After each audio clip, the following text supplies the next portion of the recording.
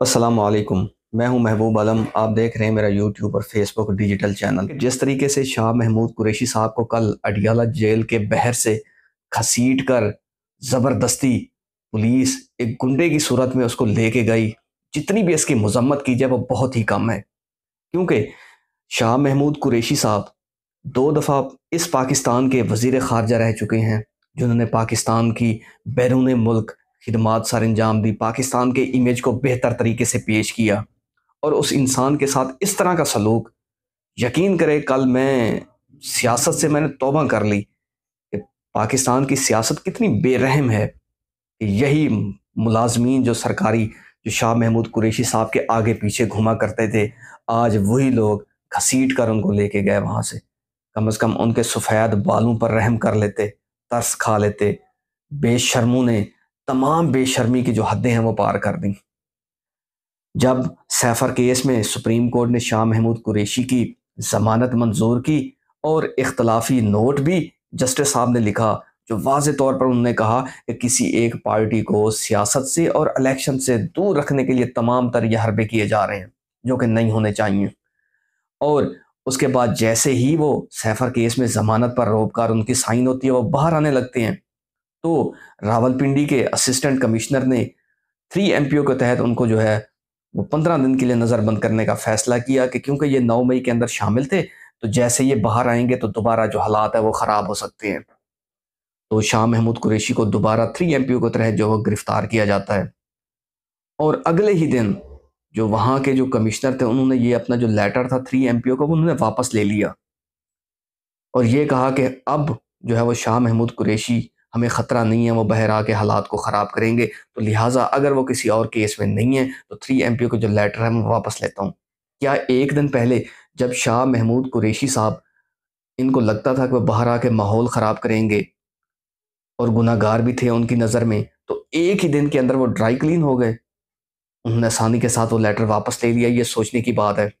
پھر جیسے ہی حکومت کو لگا، کچھ اداروں کو لگا کہ یہ دوبارہ واپس آ سکتے ہیں، تو انہوں نے ایک فیک جو ہے وہ FIR تھانہ صدر کی، اور ایک اور تھانہ تھا اس کے اندر انہوں نے گرفتاری ڈال دی۔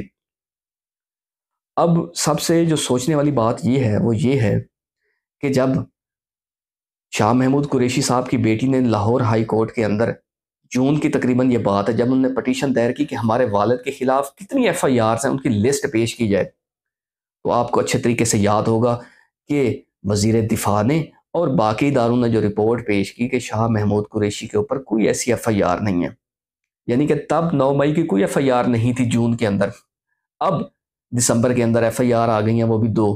تو یہ سوچنے والی بات ہوگی کتنی بے شرمی کی ہے، یہ آپ بہتر سمجھ سکتے ہیں کہ اگر جون میں ان کے خلاف کوئی مقدمہ نہیں تھا 9 مئی کے متعلق، تو اب کہاں سے آ گیا؟ یہ سوچنے والی بات ہے۔ اس طریقے سے کل شاہ محمود قریشی کی بیٹی نے بھی بڑے ہی افسوس کی ساتھ پریس کانفرنس کی کہ جس طریقے سے میرے والد کو جو 2 دفعہ پاکستان کے وزیر خارجہ رہ چکے ہیں ان کو گھسیٹتے ہوئے لے کے گئے، جو کہ بڑی بے شرمی کی بات ہے اور ہمارے اداروں اور سپریم کورٹ کی توہین ہے جس طریقے سے ان کو گرفتار کیا گیا۔ تو میں یہ کہتا ہوں کہ یہ پاکستان میں آخر کب تک چلے گا؟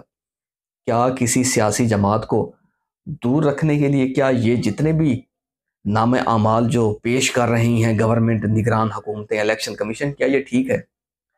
کیا یہ نگران حکومت اور الیکشن کمیشن ان تمام صورتحال کے بعد کیا یہ لوگ الیکشن جو ہے وہ صاف شفاف کروا سکیں گے؟ نہیں کروا سکتے۔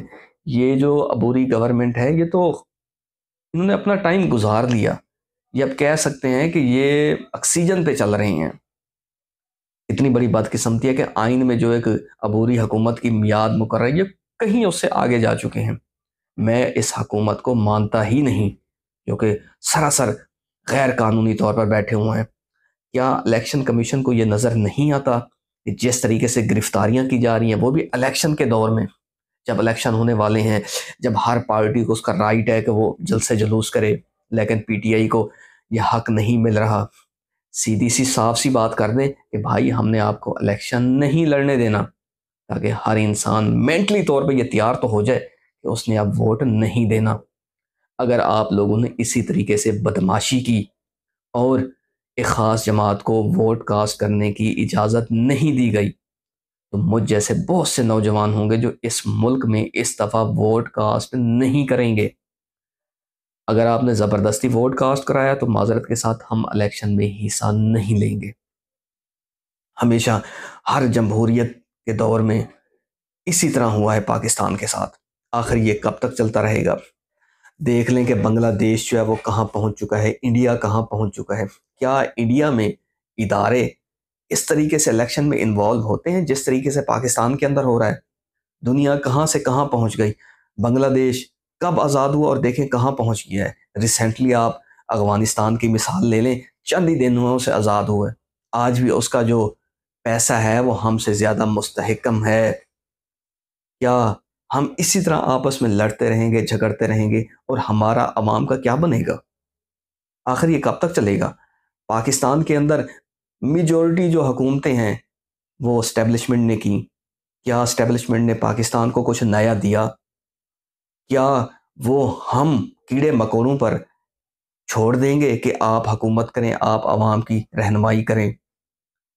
کیا عوام کا یہ رائٹ نہیں ہے کہ وہ اپنے پسندیدہ جس کو وہ پسند کرتے ہیں وہ الیکشن کے ذریعے پاکستان کا وزیر اعظم بنائیں؟ اگر یہ ساری چیزیں نہیں کرنے دی جائیں گی تو عوام میں ایک بغاوت پیدا ہوگی جو کہ زیادہ عرصہ یہ نہیں چل سکیں گے۔ تو جہاں تک مجھے لگتا ہے یہ الیکشن اگر آپ یہ کہیں کہ صاف شفاف ہوگا تو اس میں 1% کا بھی چانس نہیں ہے۔ جس طریقے سے حالات ہیں، جس طریقے سے ایک خاص شخص کو الیکشن سے باہر رکھا جا رہا ہے، کیا اسی طرح الیکشن ہوتے ہیں؟ کیا اسی طرح ہم ذاتیات پہ اتر کر ہر 5 سال کے بعد ہمارا یہی کردار ہوتا ہے؟ کبھی پی ٹی آئی کو لایا جاتا ہے، کبھی نون لیگ کو لایا جاتا ہے، کبھی پی پی کو لایا جاتا ہے۔ کیا یہ ساری جماعتیں ایک ساتھ مل کر پاکستان کا نہیں سوچ سکتی؟ ہر جماعت کو یہی لالچ ہوتی ہے کہ ان کو حکومت دی جا رہی ہے، دوسری سیاسی جماعت کو رگڑا دے دیتی ہے۔ اس طریقے سے پاکستان کبھی بھی نہیں چلے گا۔ آج انڈیا، بھارت، افغانستان ہمارا تماشا دیکھ رہے ہیں جس طریقے سے ہم لوگ کر رہے ہیں۔ ہم نے اپنی ہی عوام کے اوپر ناجائز غلط مقدمات درج کیے۔ 4-8 مہینوں سے لوگ بیہائنڈ دا بار ہیں بغیر کسی ٹرائل کے۔ کیا ان سے کبھی کوئی پوچھنے والا ہے؟ کبھی کوئی پوچھنے والا نہیں آئے گا۔ تو یہ سوال ایک چھوڑ کر جا رہا ہوں میں آپ کے پاس۔ مجھے امید ہے کہ اس دفعہ اس الیکشن میں کم از کم آپ نے اس چیز کی نیگیٹو چیز کو سامنے لے کے آنا ہے الیکشن کے ووٹ سے۔ تو جہاں رہیں خوش رہیں، اپنا اور میرے چینل کا خیال رکھیے گا۔ پاکستان زندہ باد۔